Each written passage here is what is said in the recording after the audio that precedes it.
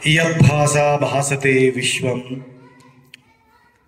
यस्सुखेनानुमोदते नमस्तस्मै गुणातीत विभवाय परात्मने। त्रिकालवंदनीय प्रातस्मरणीय पूज्य गुरुवर्यांचं स्मरण करू। अखंड नामयज्ञातील उपस्थित सर्व भाविक भक्तांच्या साक्षी स्वरूप शिवाच्या स्मरण करून मराठीमध्ये बोलू का?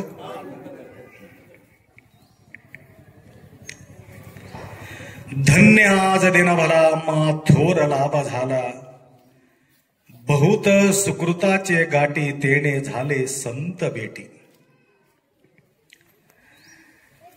या भक्ती परंपरामध्ये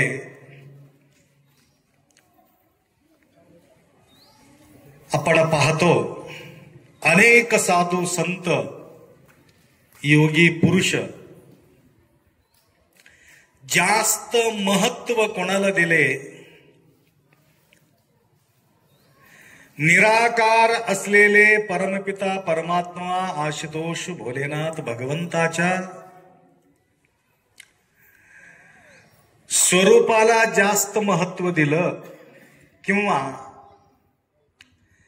त्या स्वरूपाला ओळखणारे जे आहे जाणकार अनुभवी महान जो पुरुष आहेत, संत आहे, सद्गुरु आहे, महत्व कोणाला दिले म्हटलं तर साकार स्वरूपात असलेले संतालाच जास्त महत्व दिले। म्हणून धन्य आज दिन भला मा थोर लाभ झाला, बहुत सुकृताचे गाठी अनंत जन्माच्या प्रबळ पुण्याईमुळेच संतांचा भेट होऊ शकतो। अनंत जन्माचा, देवाचा नाही। देव सर्वत्र आमच्या अवतीभोवती सर्वत्र वास करतो, देवाला हुडकायचं गरज नाही। आणि देव आहे, परंतु ये देव आहे म्हणून तुम्हाला दाखवून देणारे संतांना हुडकावं लागतं। म्हणून संतांना जास्त महत्व दिले। कूडल संगम देवना अरिवडे, शरणर संगवे मोदलू। कूडल संगम देवाला ओळखायचा असेल, एकमेव उपाय आहे, शरणाचा संगतीत जा। शरण म्हणजे संत। कर्नाटकमध्ये शरण म्हटलेले आहे, महाराष्ट्रामध्ये संत म्हटलेले। संत तुकोबाराये सुद्धा तुम्ही बघा, संतांचाच गुणगान जास्त त्यांनी केलेले। नलगे मुक्ती धनसंपदा, संत संग देई सदा। बघा, सदोदित करिय नित्तडू वल्ले, हिरिय नित्तडू वल्ले, हिरिदप्प राज्यव इत्तडू वल्ले। शिरी नको, करी नको। पूर्वीच्या जवानामध्ये हत्ती दिलं तर समाधान होऊन जात होती म्हणे। हत्तीचा भेट, मोठा तोफा म्हटलं हत्ती देत होते म्हणे। करिय नित्तडू वल्ले, शिरिय नित्तडू वल्ले। गडगंच संपत्त दिलं तरी सुद्धा मला तेवढं काही गरज भासत नाही। हिरिदप्प राज्यवू इत्तडू वल्ले। बिनविरोध सरपंच करतो म्हटलं तर कोण नको म्हणते का? बिनविरोध इलेक्शन करायचं गरज नाही, पैसा खर्च करायचं गरज नाही, तुम्हाला आम्ही सरपंच बनविता असं म्हटलं तर मागे पुढे कशाला विचार करते? ठीक आहे, तुमच्या मनावर आम्ही काय म्हणू का, असं त्यांच्यावरच ढकलून टाकतो। तसं एकाकडे संतांच्या टोळी बसलेले आहे, एकाकडे संपूर्ण वैभव, राजवैभव बसलेले आहे, एकाकडे जगाचा सुख पडू नये, एकाकडे संतांचा सुख पडू नये. निवडा म्हटलं, काय निवडणार आहे? राजवैभव निवडणार काय संतांचा संगती निवडणार? त्यावेळे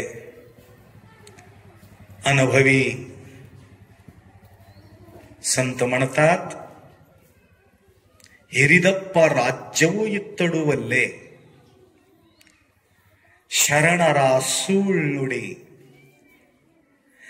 या वाणीसाठी, संतांच्या मुखातून निघणारा जो शब्दासाठी माझा तळमळ आहे, असं म्हणून अण्णा बसवण्णांचा दरबारामध्ये अनेक अनुभवी लोक धावा घेतलं. अक्का महादेवीचा समोर सुद्धा एकाकडे जग होते, जगाचा, अख्खा जगाचा सुख, नवऱ्याचा सुख, लेकराचा सुख, पैसाचा सुख, शेताचा सुख, बिल्डिंगचा सुख, गाडीचा सुख, घोड्याचा सुख, हे सगळं सुख आहे ना. जेवण्याचा सुख, खाण्याचा सुख, पिण्याचा सुख. दुःखासाठी पितात का कोणी? सुखासाठीच माल घेतात ना. सगळं सुखासाठी. एवढा धावपळ करून सुद्धा त्या व्यक्तीला विचारायचं की तुला सुख मिळेल का? मिळाला का? कुठलं सुख महाराज? सुविधा भरपूर आहे महाराज, काय सांगावं, आम्हाला सुखच नाही. म्हणून महादेवीचा समोर एकाकडे जगाचा वैभव, म्हणजे हे वैभव आहे. आता मी जे लिस्ट बोललो ना तुम्हाला, हे जगाचं सुख आहे. कोणी पैसा नको म्हणतात का?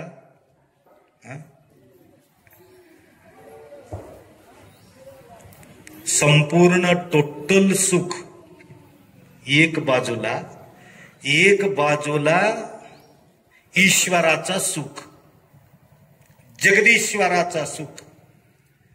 ताई निवडली, अपेक्षा केली काय? आत्मसंगातक्य चन्न मल्लिकार्जुन नियन गुंटू, हशिवादडे भिक्षान्न गळुंटू. भूक लागल्यानंतर मला भीक मागण्याचा मान्यता आहे. ताण लागल्यानंतर तोळ आहे, नदी नाली आहे. पूर्वी नदी नालीमध्येच पाणी पितो की आम्ही. आता कुठं गेले ठिकाणी ही बाटली आहे बघा, बाटली इथं. नदीपर्यंत जायचं कसं? नदी आमच्यापर्यंत येते. पहिले नदीपर्यंत जावं लागत होतं. विहिरीपर्यंत आम्ही जावं की विहीर आमच्यापर्यंत येते. हे रावण राज्य म्हटलेले याला, रावण राज्य. काहीच कमी नाही. रावणाच्या राज्यात काय कमी असते का? काहीच कमी नाही. कोण उपास मरलेले का मला सांगा? कोणी उपास नाही. ताण लागून मरून गेले म्हणायचं ऐकायचंच नाही. सगळ्याला पिण्यासाठी पाणी पर्याप्त आहे, खाण्यासाठी अन्न पर्याप्त आहे, पांघरून झोपण्यासाठी सुद्धा पर्याप्त आहे, बसमध्ये फिरायला सुद्धा पर्याप्त आहे. ते बी त्याला, तुम्हाला नाही, तिकडच्या बसलेल्या माता मंडळीला सुविधा आहे. आमच्या महाराष्ट्रामध्ये कसं बायलेकीची काहीतरी लाडकी बहीण योजना, लाडकी बहीण योजना आहे. 1500 रुपये महिन्याला. 1500. पिदाडू नवरा आल्याबरोबर काढून घेऊन ते पैसे बी. काही कमी नाही हो. एकमेव कमी आहे माणसाला आज या कलियुगामध्ये, फक्त समाधान नाही. रावण राज्य. रावणाला काय कमी होतं मला सांगा? सगळ्या गोष्टी रावणाजवळ असताना सुद्धा आराम झोपत नव्हते. रामाजवळ काही नसताना आराम झोपत होते. जंगलामध्ये गवत अंतरून, झाडाखाली तेवी वारा टाकणारे कितीतरी बाया, पाय दाबणारे, वारा टाकणारे, रेशमीची गाद्या, सोन्याचा पलंग, सोनच नाही, पलंग सोन्याचा, झोपायचंच नाही.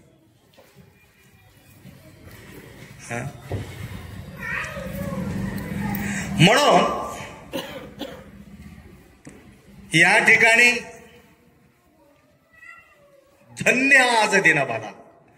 ज्या दिवस आपल्याला संत दर्शन होतो, त्यांच्या वाङ्मय ऐकायला मिळते,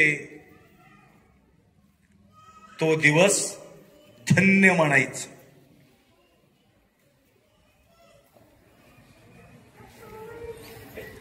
तर या ठिकाणी का धन्यत्व दिलं?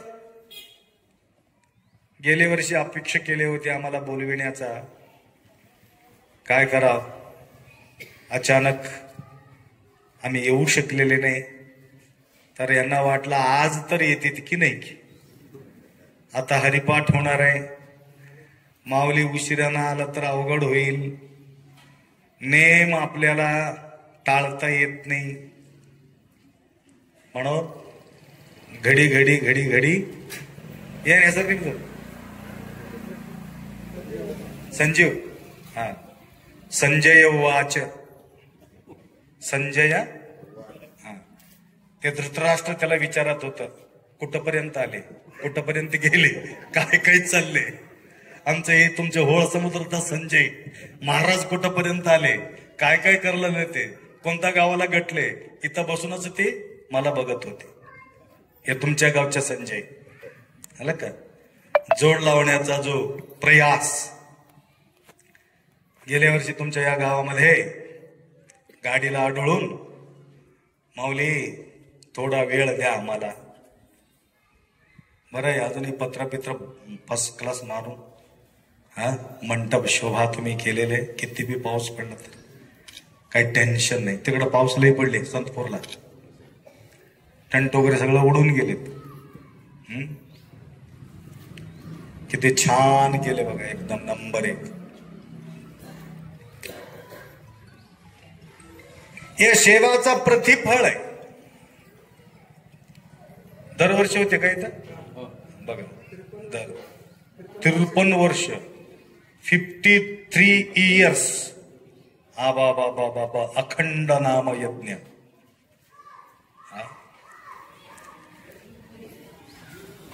हे आयुष्यातील मोठा गाठोडा आहे,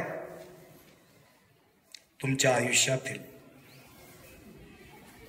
ಕೊಟ್ಟಿದ್ದು ತನಗೆ ಬಯಚಿಟ್ಟಿದ್ದು ಪರರಿಗೆ ಕೊಟ್ಟಿದ್ದು ಕೆಟ್ಟಿತೆನ ಬೇಡ ಅದು ಮುಂದೆ ಕಟ್ಟಿಟ್ಟ ಬುತ್ತಿ ಸರ್ವಜ್ञ. आपण कुठंतरी बाजारला जाण्यासाठी आपण काय करतो? पैशाचा इंतजाम करतो. पहिले काय काय लागणार आहे चीजाचा विचार करतो. विचार करून तेवढा पैशाचा इंतजाम करून घेतो. आणि वस्तूचं किंमत आहे त्या ठिकाणी 1,00,000 रुपये, 50,000 घेऊन जातो का? किती इंतजाम करावा लागेल? 1,10,000 किंवा 5,000 एक्स्ट्रा, 4-5 हजार रुपये एक्स्ट्रा घेऊन जातो ना आपण. गाडीचा खर्च किंवा जेबचा खर्च असो, काही असो. जे मुद्दल पैसा आहे त्याला हात न लावता बाकीचे चिल्लर खर्चासाठी सुद्धा आपण सोबत घेऊन जातो. काय किती करेक्ट त्या वस्तूचं किंमत किती आहे तेवढंच घेऊन जातो. एक्स्ट्रा. त्याप्रमाणे एक दिवस आपण सगळे आपण सर्वे आपण यात्रा करणार आहोत. हे प्रयागराज, बद्री, केदार, ते हे यात्रा वेगळं. हे जाऊन वापिस यायचं यात्रा आहे. कोणतं तरी एक तिकडं जाणार आहे, ते गोष्ट वेगळी. बरेचसे लोक वापिस येणार आहे. प्रयागराज जाऊन आले का कोणी कोणी? आम्ही जाऊन आलो. पहिला शाही स्नान झालं आपल्याला 13 आणि 14 तारीख. त्याप्रमाणे काशी, केदार, श्रीशैल, 12 ज्योतिर्लिंग, 4 धाम, जे बी काय आपण यात्रा करतो, यात्रा करत असताना यात्रेमध्ये काय काय लागणारा वस्तू सुद्धा घेऊन जातो, वापिस येतो. पूर्वी म्हणायचं गयचो भद्री नाही तो उद्री.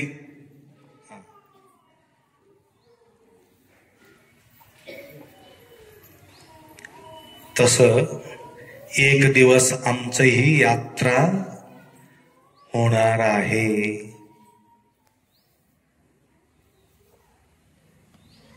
कोणी जन्मल्याबरोबर यात्रा करणार आहे, कोणी 6 महिन्यामध्ये करणार आहे, कोणी 6 वर्षाला करणार आहे, कोणी लग्न झाल्यानंतर करणार आहे, कोणी लेकरं झाल्यानंतर करणार आहे. कळालं का? यात्रा म्हणजे यायचंच नाही. आता अंतिम यात्रा, त्याला काय म्हणतात? अंतिम यात्रा. अंतिम यात्रामध्ये आपण जायचं असलं तर आपला यात्रा सफल होण्याकरता काय घेऊन जावं? हे बाहेरंगाचा यात्रा करण्याकरता पैसाची गरज आहे.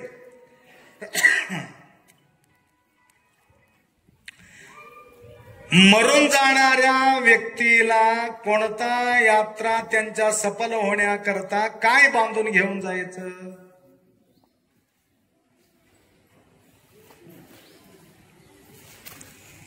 मुट्ठी बांध के आएता हात पसर के जाएगा.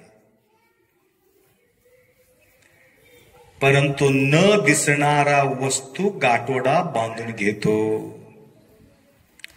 तसा होळ समुद्राच्या सर्व भाविक भक्त 53 वर्षाच्या सप्ताचा गटोडा बांधून घेतलेले आहे. आनंदाची गोष्ट. सप्ताह फुकट होते का? फुकट होते.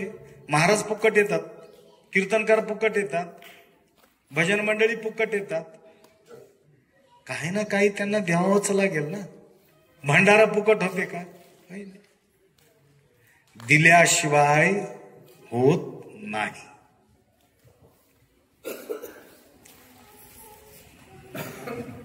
तिथं द्यावं लागते.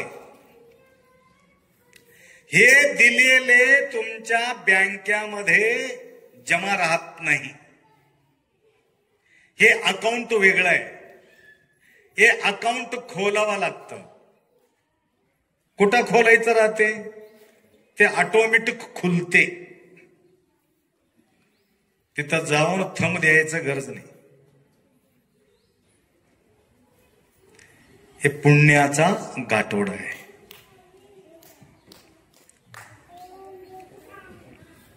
ते पुण्यमासाद्य सुरेंद्र लोकम अस्न्यन्ति दिव्यान दिवि देव भोगान ते त्वं भुक्त्वा स्वर्गलोकम विशालम क्षीणे पुण्यम मृत्युलोकम विशंती.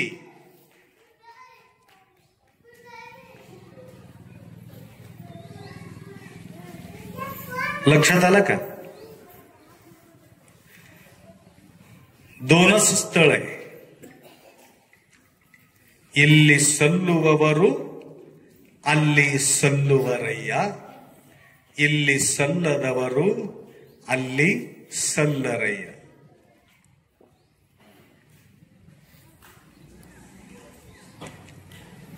बघा,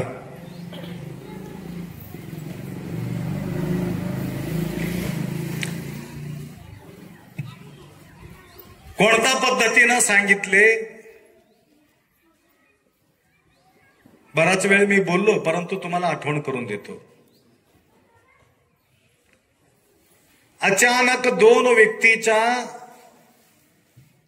मृत्यू झाली होती. एका गावामध्ये 2 व्यक्ती अचानक गेले.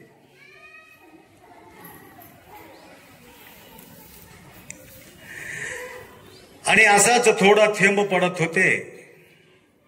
थेंब थेंब थेंब थेंब पाऊस.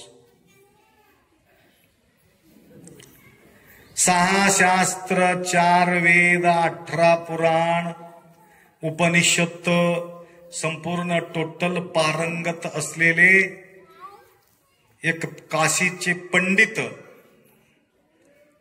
सगळं साहित्य घेऊन तो गावी येत होता. येता येता थेंब पडायला लागले म्हणून तो काय केला? माय ऐकू येलो का तिथपर्यंत? तिथं लांब बसलेले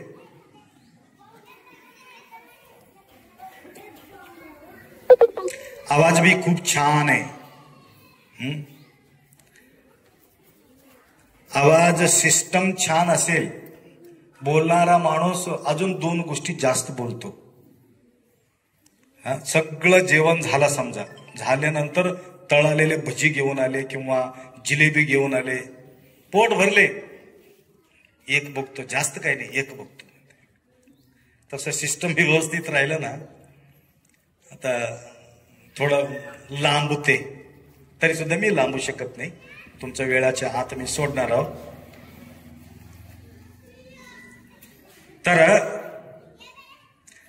थेंब थेंब पडत असल्यामुळं तो पंडिताला वाटलं, अरे माझं हे सगळं पुस्तक भिजून जाईल, माझा सगळा भंडारा, ज्ञान भंडारा वाटोळा होईल, असं विचार करून एक वसरी होतं सज्जा, सज्जाचा खाली जाऊन थांबला. तोपर्यंत तिकडचा अंतिम यात्रा वाजत वाजत जायचं ना.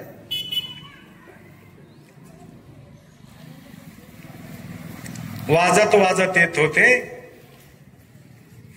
एक छोटासा, एक 7-8 वर्षाच्या एक मुलगी त्या घरामध्ये, आई त्या लेकराला बोलत होती. इकडे लक्ष ठेवा.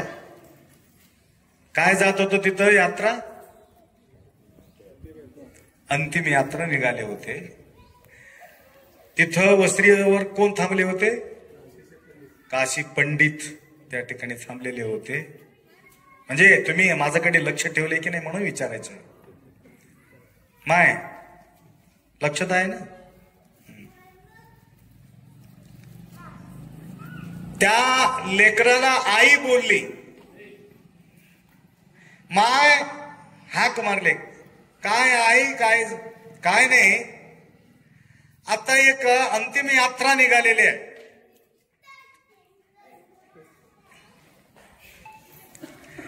हे मडा, हे मेलेले माणूस स्वर्गाला निघालेले की काय नरकाला निघाले, थोडं बघून ये बेटा म्हणले. पंडित विचार केला, अरे मैं इतना अभ्यास करके क्या मतलब है? मरने के बाद कोई स्वर्ग को जाने वाला है और नरक को जाने वाले, हे बच्चे को कैसा मालूम होता है? या लेकराला कसं कळते? तो विचार केला, आतापर्यंत मी एवढा पांडित्य केलो, परंतु हे शब्द कुठेही पाहिलेले नाही.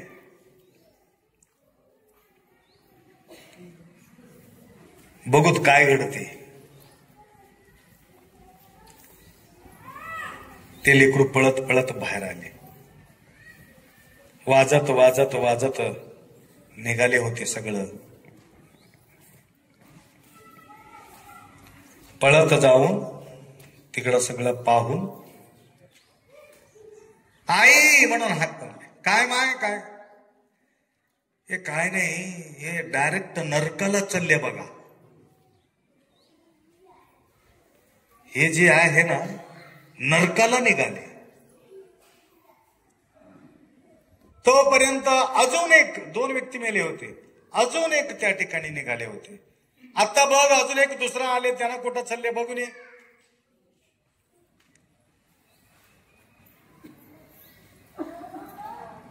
म्हणून आपल्या शरीराला नाव आलेले नाहीये. कशाला नाव आले माहितीये का? महात्मा, पुण्यात्मा, धर्मात्मा, देवात्मा असं म्हणतो की नाही. फार महात्मा होते हो, फार पुण्यात्मा होते हो, त्यांचे नाव घेत नाही. पुण्यात्मा, फार दुष्टात्मा, फार पापात्मा,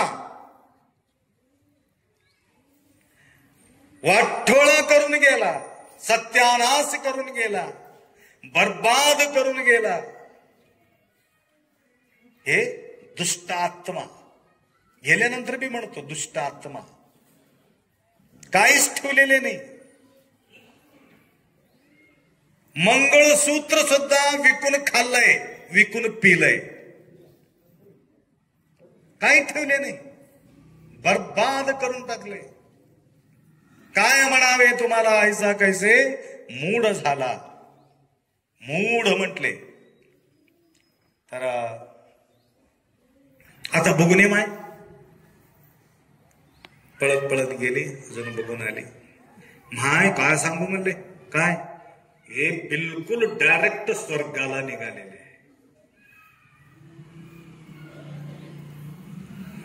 परंतु त्या ब्राह्मणाला सहन झालेले नाही. हाक मारला, मा कोण हो?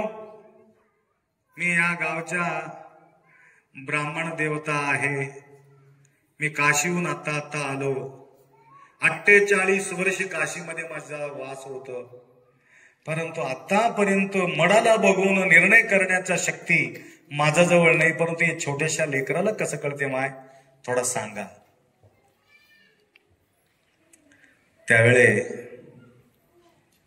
महाराज, छोटासा गोष्ट आहे, एवढं काय मोठी गोष्ट नाही. म्हणून आत या म्हणून महाराजाला बोलविले. त्यांच्या पादपूजा वगैरे केले, आरती केली. तुम्ही ज्ञानी आहे माय, असं करू नका. नाही नाही अप्पा, हे काही मोठी गोष्ट नाही, लहान गोष्टी आहे. माझा लेकरू सांगू शकते हे काय. लेकरालाच विचारा. त्यांच्या लेकरासाठी काही चॉकलेट वगैरे आणले होते, ते चॉकलेट काढला, त्या लेकराला दिला. माय सांग, हे दोघं स्वर्ग आणि नरकाला गेलेले पत्ता तुला कसा लागला? त्यावेळेस ते लेकरू बोलू लागले, महाराजजी मी पळत पळत त्या ठिकाणी गेलो. 2 फेरी टाकलो त्या मडाच्या भोवताली. टाकत असताना मी निरीक्षण केलं. बरेचसे लोक पिढा गेले, लईस पित होते, भर झाला, उग हंडगा लागला होता, असं तसं म्हणून बरेचसे लोक बोलत होते. मी समजून घेतलो हे डायरेक्ट नरकाला चाललेले आहे. आला का लक्षात? मग याच विरुद्ध फार चांगला होता हो माणूस. गेलेले लोक त्यांच्याकडून वापिस येत नव्हते. भरभरून द्यायचं. संसाराचा विचार सुद्धा ते केलेले नाही. फक्त सेवाभाव राहत होत. कोणी त्यांच्या दरवाजाला जाऊन उपास गेलेले नाही. केव्हा म्हणतात? मेल्यानंतर. शरणर महिमे मरणदल्ली काणो. त्याप्रमाणे अखंड नामयज्ञ सोहळा आपल्या या होळ समुद्रासारखं. याला का समुद्र काही छोटा असते का? समुद्र मोठा असते. हा, किती असते? विशाल, ना अंत ना पार. त्या प्रकारे समुद्राचा नाव काय आहे? सागर. सागर. हे तुमच्या हे होळ समुद्र नाही, हे भक्तीचा सागराचा गाव आहे. हे भक्ती सागर. भक्तीचा एक सागर असतो. प्रयागराज मध्ये भक्तीचा सागर भरलेले होते. कितीतरी साधू संत त्या ठिकाणी येऊन वास केले होते. भक्तांचा सागर, भक्तांचा संगम प्रयागराज, करोडो करोडो पब्लिक. आम्ही ज्या दिवशी गेलो होतो त्यावेळेला 3.5 करोड पब्लिक होते. पहिल्या दिवशीच 3.5 कोटी. बघा, लास्ट पर्यंत कोणीतरी म्हणतात 67 करोड, 67 करोड. मामूली गोष्टी नाही ती. म्हणून या कलियुगाच्या अंतकाळामध्ये एकमेव उपाय आहे, एकमेव साधना आहे, फक्त नामचिंतन.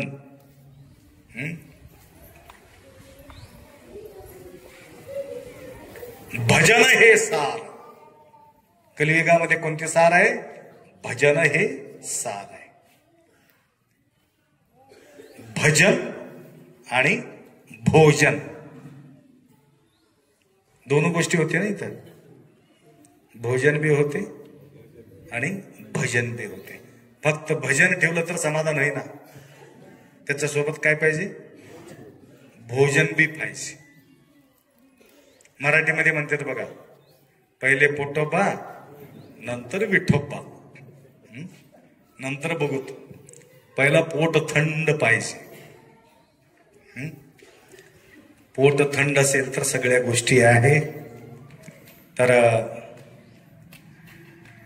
या भक्तीचा ओघामध्ये कितीतरी आपण पाप केलो, तयाचे संचित जातसे जळुनी, नाशक्रियमाणी नाम बळे. एक लास्ट उदाहरण देऊन विराम करतो, कारण तुम्हाला वेळ होत आहे, तुमच्या लक्षात यावं. तर एक छोटासा उदाहरण देतो तुम्हाला. या भक्ती का करावं? संचित कर्म, आगामी कर्म, प्रारब्ध कर्म, 3 प्रकारचे कर्म आपल्या मागे लागलेले. आपण जे मिळालेले आहे ना, हे प्रारब्धानुसार मिळालेले आहेत. कोणी आंधळे आहे, कोणी खुळे आहे, कोणी रूपवान आहे, कोणी निरोगी आहे, कोणी रोगी आहे. हे कशामुळे मिळालेले आहेत? प्रारब्धानुसार. संचित कर्म म्हणजे आता जन्मल्यापासून केलेले जो कर्म आहे संचित कर्म. आगामी कर्म म्हणजे पुढे होणारा जो कर्म, याला टाळता येते, जाळता येते. प्रारब्धाला काही करता येत नाही, संचिताला जाळता येते. म्हणून तयाचे संचित, कोणाचे? ज्यांनी केलेले आहे कर्म, तयाचे संचित जातसे जळुनी, नाशक्रियमाणे नाम बळे. नामाच्या बलानं हे जाळता येते, शुद्धी करता येते. आजपासून संकल्प करा, फक्त त्यांच्या चिंतनाशिवाय उरलेले जो आयुष्य आहे, अशने शयने गमने भोजने प्रेमे शूळ पाणी स्मरावावं.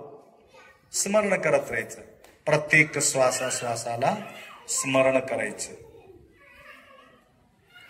तर अयोध्या नगरीमध्ये एक 2 दंपती राहत होते.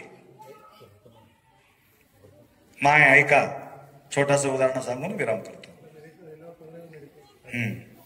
15 मिनिट पर्यंत आमचं संपून जाते, चलू दे. तर कोणत्या नगरमध्ये राहत होते दंपती? अयोध्यामध्ये. राम विराजमान झालेले अयोध्या नगरी. कितीतरी लोक दर्शन, काशी, अयोध्या, प्रयागराज हे 3 संगम त्या ठिकाणी होत होते. प्रयागराजला गेलेले व्यक्ती अयोध्याला भेंट दिले, काशीला भेंट दिले. तिथं बी जागा मावत नव्हती. आएंगे आएंगे राम आएंगे, झोपड़ी के भाग्य खुल जाएंगे. आला राम. राम आला. बराच दिवसाच्या नंतर राम आला. आला तर आले. कसा आले? कसा आले? राम आम्ही बराच कृष्णांचं रूप पाहिले, बालरूप, परंतु राम बालरूप घेऊन आले. हे आनंदाची गोष्ट आहे. किती सुंदर रूप, सगुण स्वरूप दृष्टीने पाहिले, तेने झाले माझे समाधान. सगुण स्वरूपामध्ये रामलल्ला. एक एक व्यक्तीचं दर्शन आहे तिथं.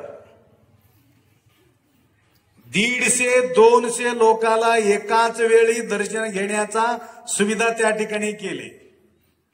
कितीतरी करोड त्या ठिकाणी फायदा झालेले आहेत त्या रामा मंदिराच्या. लक्षात आलं का? आता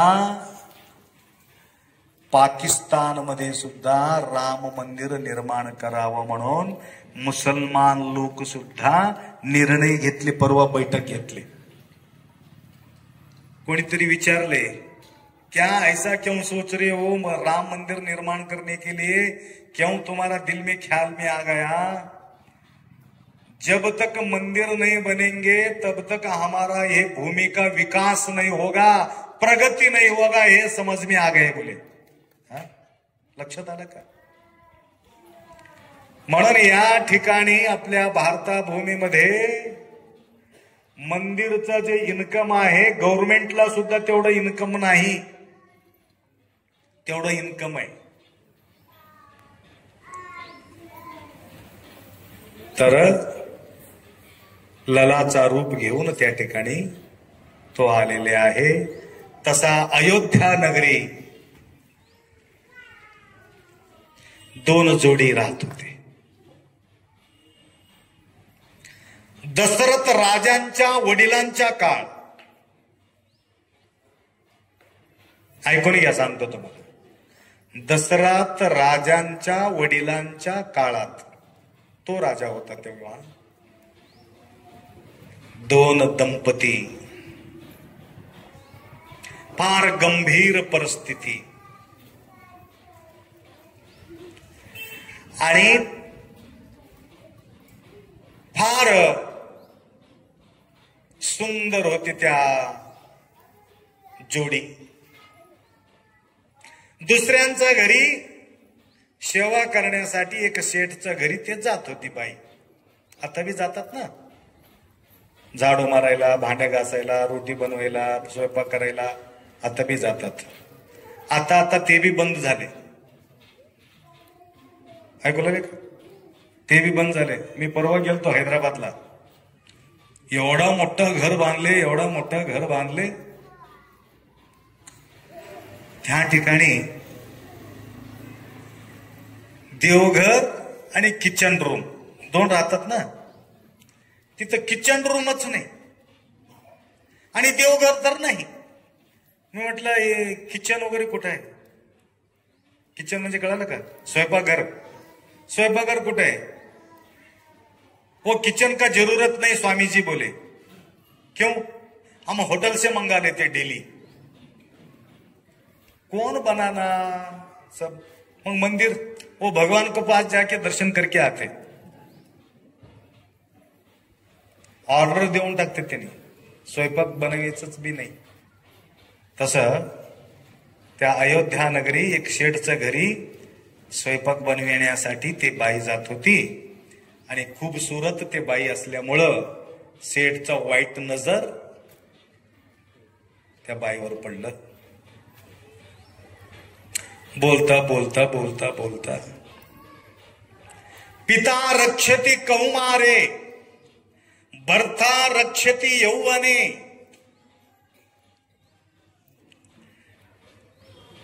लहान असताना वडिलाच्या आधीन लेकरू असावं मुलगी, थोडा मोठा झाल्यानंतर नवऱ्याचा आधीन असावं,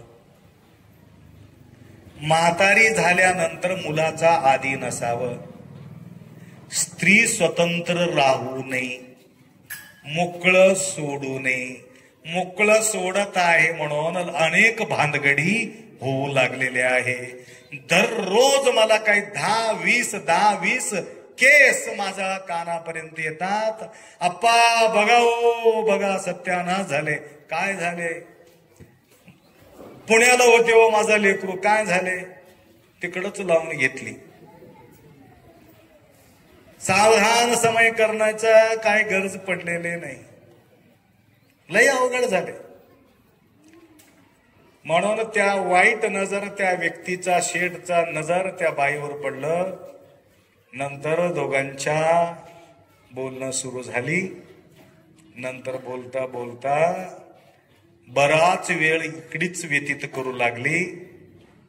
त्यावेळे हे नवऱ्याला कळालं. एकदा दोनदा सांगून बघितलं, हे बरं नाही, तू काम वगैरे सगळं सोडून दे, तिकडं जाऊ नको. तरी सुद्धा ते ऐकलेले नाही. कामातो राणाम न भयम न लज्जा,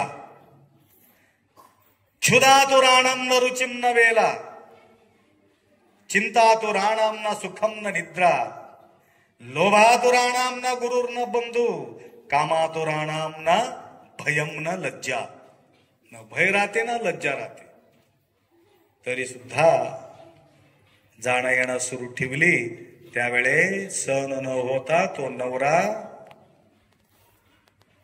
दशरथ राजांच्या वडील, त्यांचे नाव मला आठवत नाही,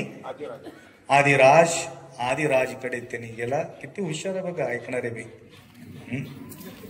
तर आदिराजाकडे जाऊन शिकायत केला. बघा मैं बहुत परेशान हूं, असं गडबड होते, गोंधळ होते. आमच्या या राजवैभवामध्ये काय राहील? असं होत गेलं तर सगळं अप्रतपरी होऊन जाईल. तुम्ही समजून सांगा. बोलून घेतले त्या दोघांना. दोघांना बोलून घेतलं. असा तो बोलतो हे खरं आहे का? कलियुगाचा प्रभाव नव्हतं, खोटं बोलायचं नव्हतं तेव्हा. त्रेतायुगामध्ये, सतयुगामध्ये अजिबात नव्हते. त्रेतायुगामध्ये थोडं थोडं होतं. द्वापारमध्ये हे सुरू झाली. आता कलियुगामध्ये सत्याला काही विचारच. सच्चे को सूल चढ़ाए झूठे के इतबार, कहत कबीरा सुन भाई साधू, सच्चे को सूल चढ़ाए. विचारला खरा आहे का? हो, मला सहन झाला नाही. आम्ही एकमेकाशी संबंध ठेवलेले आहोत.